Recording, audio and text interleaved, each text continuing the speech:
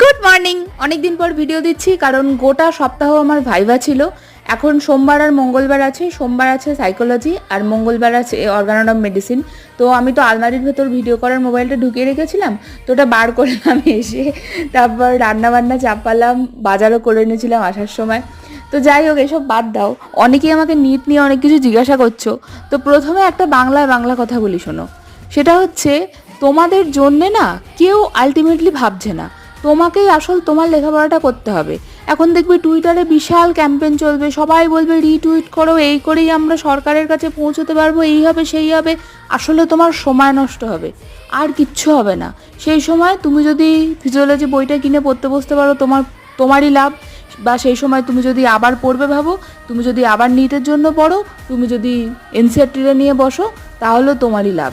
ঠিক আছে? তাই এইসবে বেশি খবর দেখে মাথা খারাপ করে লাভ নেই। বাই।